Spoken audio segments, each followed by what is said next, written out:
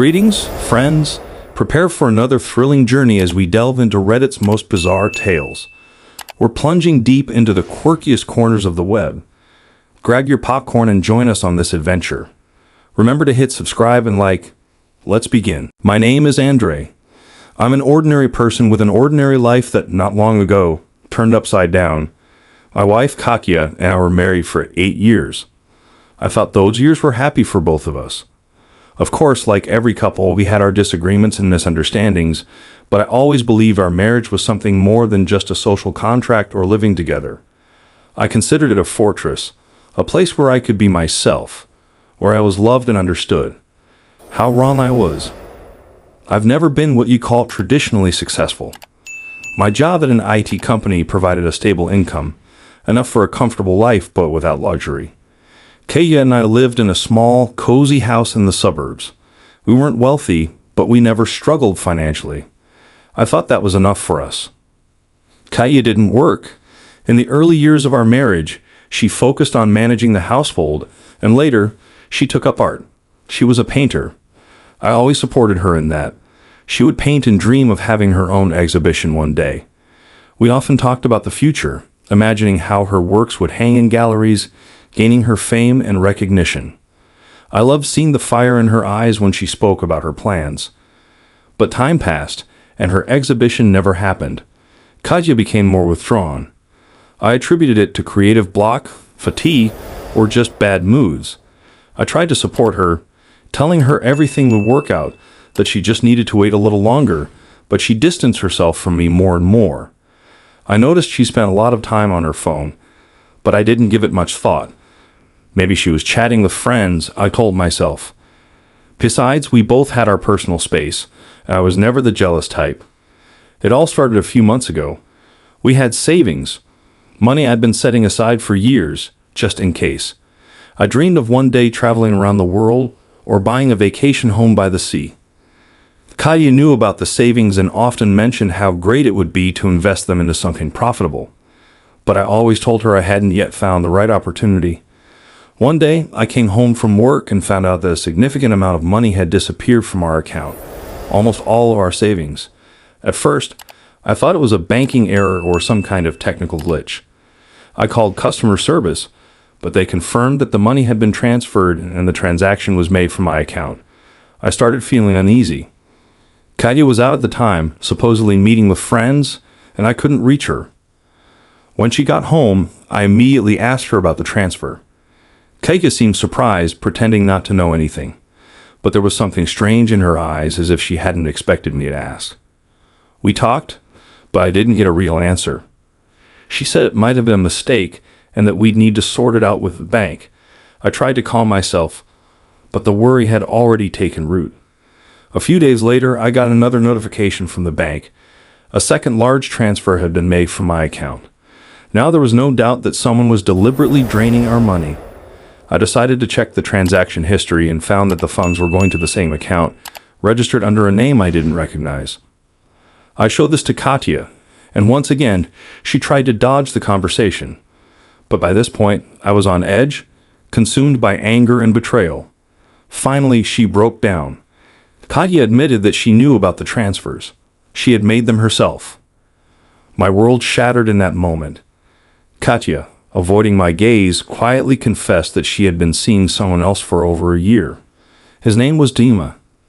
He was a young artist, like her, only more successful.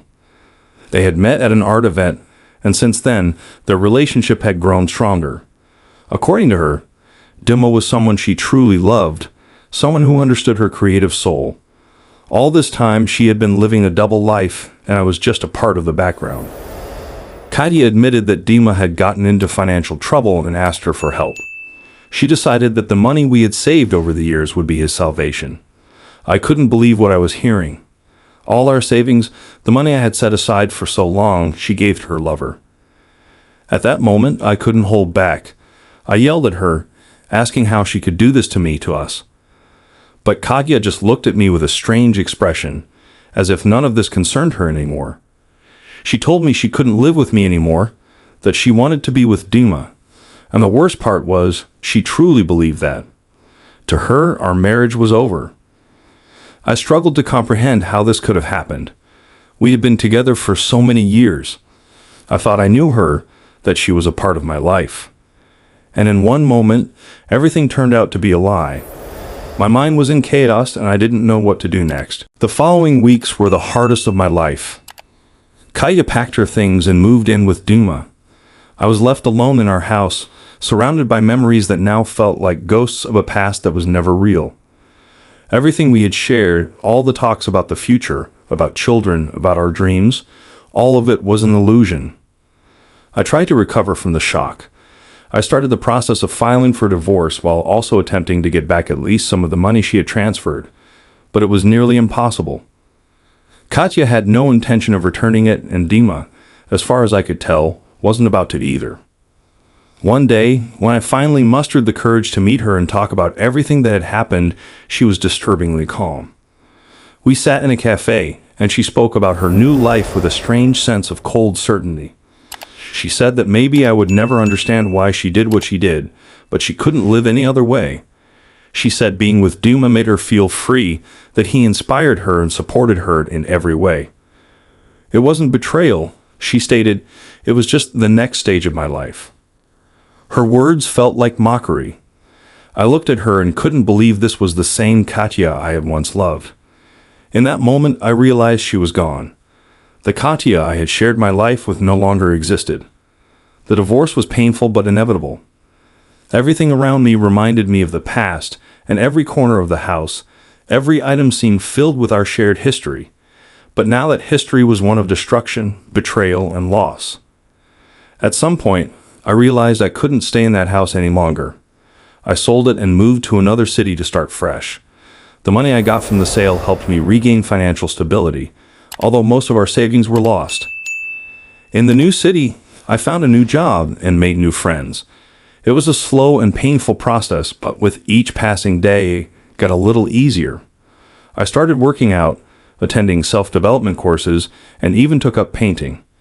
It was a strange irony, developing an interest in art after everything that had happened, but it helped me cope with the pain. Over time, I learned to stop thinking about Katya and her betrayal. She no longer had a place in my heart, though the scar remained. But that experience made me stronger. I realized that life goes on, even after the deepest falls. A few years passed. I had managed to rebuild my life when, one day, I ran into Katya by chance at an art gallery. She was sitting alone on a bench. The spark I once saw in her eyes was gone. She looked older and tired. We talked. It turned out her relationship with Dima had ended. He had found someone else, someone younger and more promising. After receiving the money and achieving some success, he no longer needed Katya. Now she lived alone, without work and without means. I looked at her with pity, but there was no anger left. She had made her choice, and now she was reaping its consequences. We parted without any words about the past, like strangers. The past stays with us, but it shouldn't define our future. I learned to forgive, though it wasn't easy. Now I have a new life, new goals, and new dreams. If I've learned anything from this experience, it's that betrayal can destroy your world, but only you can rebuild it.